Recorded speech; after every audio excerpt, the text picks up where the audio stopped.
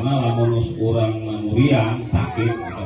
Jadi hese Bu ulah jauh penyakit pilek bege pilek eta lamun pilek berarti kata minum naon kali minum daun apa dona kawaladanya oh iya kali minum mah jadi tolonglah.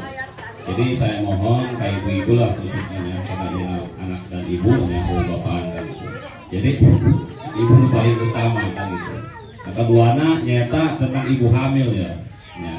Ibu hamil tolong mulai ibu hamil habis dibicara kalau mulai posyandu tolong datang ke posyandu karena eta teh pemeriksa berbicara kesehatan oke baik ibunya maupun anu dikandungnya gitu karena di ayeuna kupurin ieu dunia dua kali dan 3 bulan ketiga ya di trimester akhir itu 2 kali ya. Jadi minimal ibu-ibu di sini saya lihat tadi ada yang lagi hamil ya Bu ya. Rajin periksa Bu. Ada posyandu kan ya di sini? Aktif Bu. Aktif ya.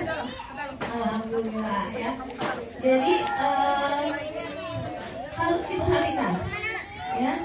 Itu posyandu ada yang nggak harus ke puskesmas lagi kita ada yang datang di posyandu kan Bu Bidan juga dari puskesmas ya Bu. Itu keputusan dari puskesmas yang dipercaya untuk diperiksa ya.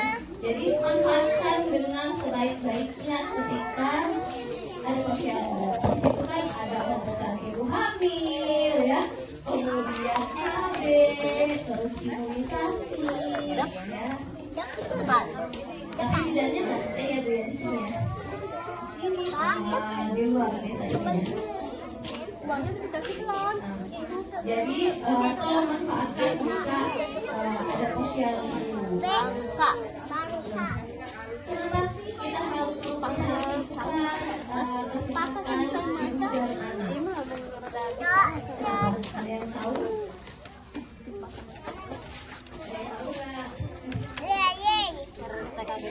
Untuk meningkatkan belajar kesehatan pastinya yang optimal. Ya. Kalau ibu anaknya sehat, keluarga itu akan coba kalau ibunya sakit, rumah berantakan, ya kan? Anaknya sakit, ibunya juga repot kan, ngurusin anak, rumah akhirnya berantakan. Jadi kesehatan itu penting. Karena awalnya semua dari kesehatan. Ya. Kalau sehat kita bisa kalau kita sakit kita belajar lagi ya, makan aja rasanya pahit, ada rasanya.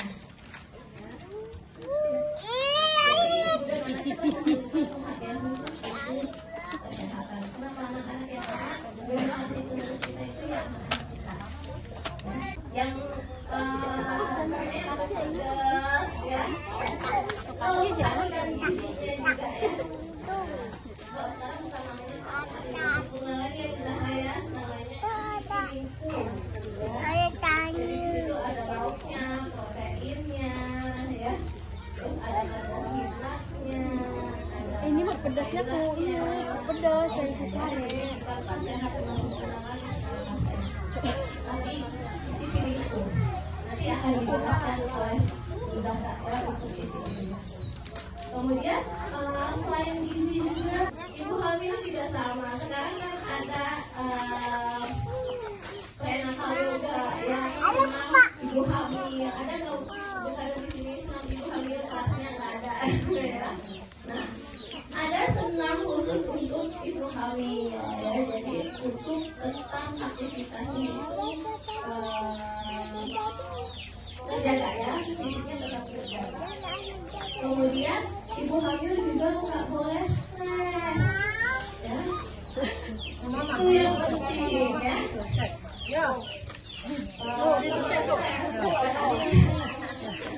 Nanti apa namanya, kalau ibu stres, anak yang di dalam kandungannya pun akan merasakan, karena kan segala sesuatu yang ibu rasakan, yang ibu makan itu larinya ke anak yang ada di dalam kandungan ya. Karena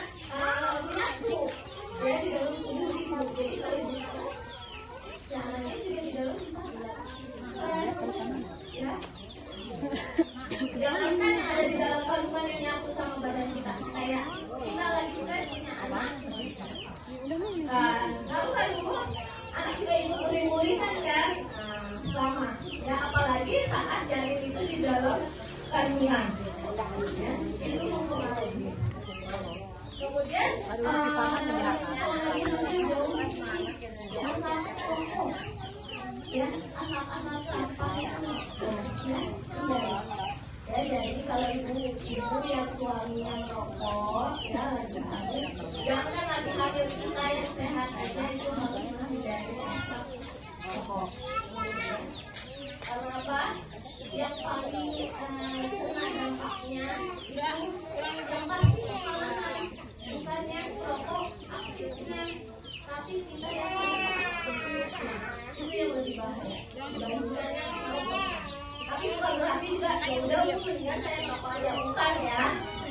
Ya hindari asap rokok. Kemudian cegah hamil, ya cegah kekurangan darah atau anemia. Dedek. Minimal 6 kali pemeriksaan itu salah satunya adalah pemeriksaan laboratorium, pemeriksaan hemoglobin. Kenapa ibu hamil tidak boleh anemi?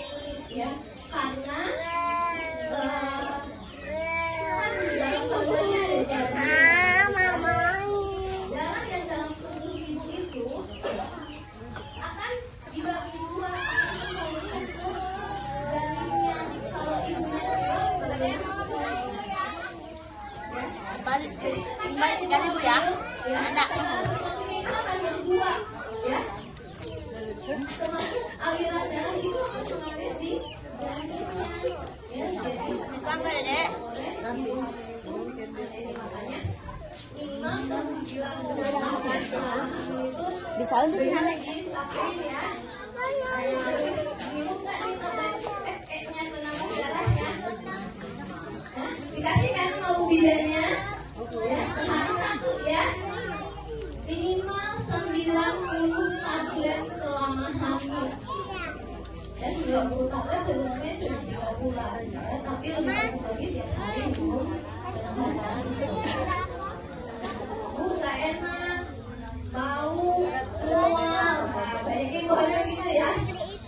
Bau, mual, diminumnya malam hari, Bu, pas mau tidur. Dia nggak kerasa baunya. Ya. Jadi itu ya diperhatikan.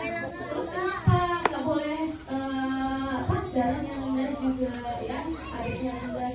Ya nanti kan ibu saat bersalin akan mengeluarkan darah banyak. Kalau ibu lagi hamil kurang, nanti pas lahiran keluar banyak.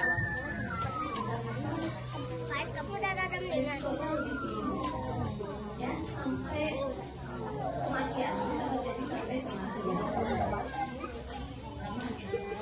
Kemudian Jangan Yes, jangan. kemudian juga selalu diperiksa untuk penanganan karena tidak boleh hipertensi darah tinggi, ya tidak boleh darah tinggi. Kemudian diabetes, ya diperiksa juga ya, ibu hamil itu tidak boleh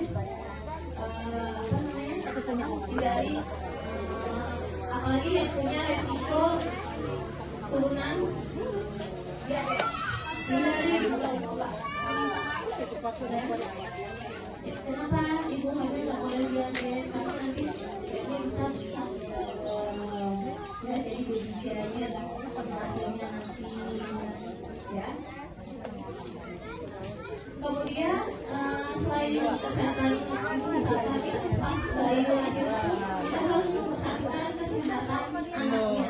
Setelah bayi lahir kita harus memperhatikan kesehatan anak. Kita harus berikan ASI eksklusif. Yang baru lahir selalu tahan selama 3 hari tanpa obat. Kadang neneknya ya yang tak sabar ya, anak rewel terus akhirnya dicekokin pisang, bukusun ya, jangan ya. Selama 6 bulan bayi itu hanya diberikan ASI, ya, ASI itu makanan terbaik untuk bayi selama 6 bulan. Setelah 6 bulan enggak ya, kasih makan, tapi bertahap ya, dari mulai kemudian kental ya, terus sari itu bertahap, jangan langsung dikasih bubur yang kental ya 6 bulan ya, tapi bertahap ya. Kemudian bayi juga harus kita perhatikan untuk gizi seimbangnya. Bu, orang nggak mau makan, coba divariasikan makanannya. Mungkin dia bosan. Kadang bayi bosan, akhirnya dia GTM, gerakan lutut, ya. Nggak mau coba diganti menunya ya, divariasi ya, sekarang kan banyak tuh ya. Kemudian jangan lupa anak itu harus diimunisasi ya, imunisasi dasar lengkap sampai 9 bulan itu minimum ya. Sekarang program pemerintah setelah 9 bulan masih ada untuk vaksin booster. Anak-anaknya udah diimunisasi Bu.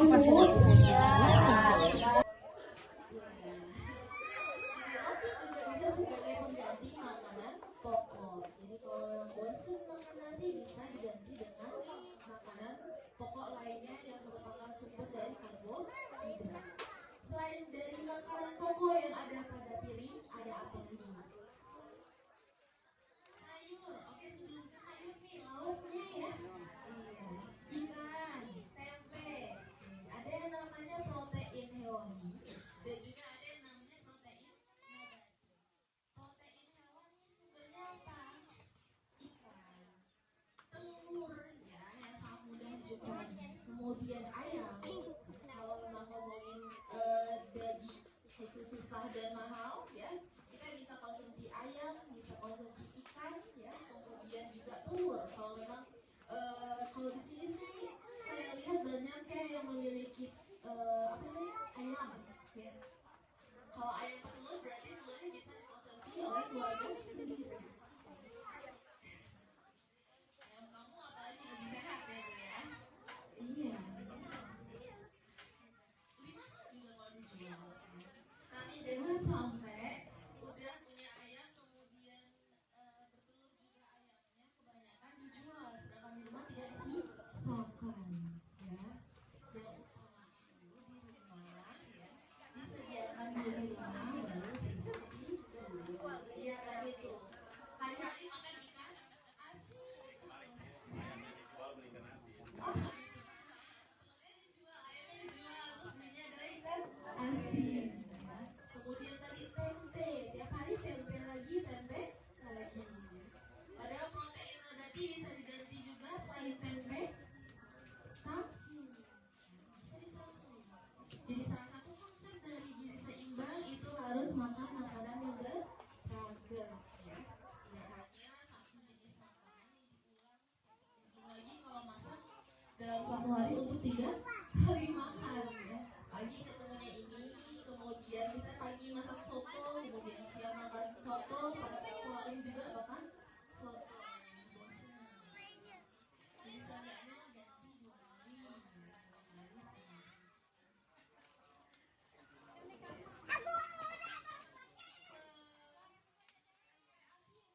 Usia 6 sampai dengan 8 bulan yang harus dilihat. Oke, tadi selain protein nabati hewani juga harus ada buah dan sayur ya. Mungkin ibu-ibu di sini bertanya-tanya, boleh nggak sih anak saya dikasih buah ya? Boleh nggak? Boleh ya, itu sangat bagus ya untuk memenuhi vitamin dan juga mineral. Nanti ASI, jadi dimulainya saat usia 6 bulan ya. Jadi kalau tadi 0 sampai dengan 6 bulan itu nggak boleh dikasih makanan selain ASI ya. Kalau udah mencapai 6 bulan maka harus diberikan makanan pendamping ASI. Kenapa kira-kira?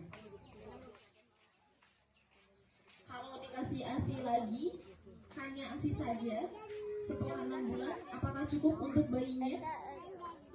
Tidak. Ya, jadi itu jawabannya. Kenapa setelah 6 bulan itu diberikan makanan lain selain dari ASI? Karena saat 6 bulan itu sudah tidak bisa lagi mencukupi ASI saja untuk si bayi. Jadi harus ada tambahan dari makanan pendamping lainnya. Seperti itu. Oke, di sini ada yang memiliki balita sudah mencapai 6 bulan ke atas? Udah ya, ini ibu-ibu aja yang gendong ya. Pasti senang melaksanakan yang namanya pendamping ASI. Kalau di gambarnya, jadi makanan pendamping ASI ini diberikan kepada bayi 6 sampai dengan 24 bulan atau mencapai 2 tahun. Kemudian ini untuk memenuhi kebutuhan gizi. Ada istilah isi piringku gizi seimbang. Apa sih maksudnya? Isi piringku gizi seimbang ini artinya ini adalah panduan dari Kementerian Kesehatan untuk memberikan gambaran porsi untuk makanan dalam satu piring makan. Jadi dalam satu piring makan itu harusnya isinya apa aja? Itu yang dimaksud dengan isi piringku. Kalau ngomongin gizi seimbang, kira-kira isi piringnya ada apa aja?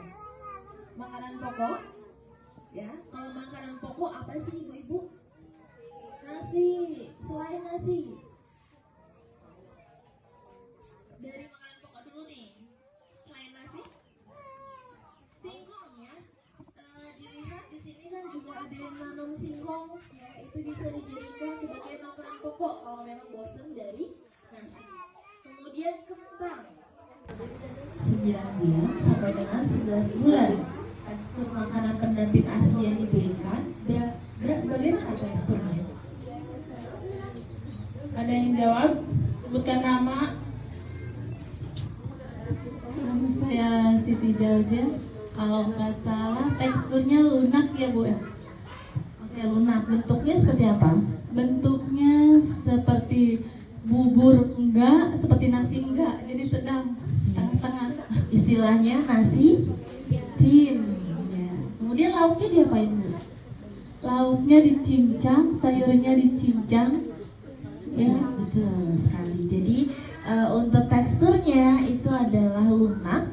Ya, bentuk makanan pokoknya itu nasi tim. Ya, contohnya dengan lauknya dicincang atau dipotong-potong kecil. Terima kasih. Universitas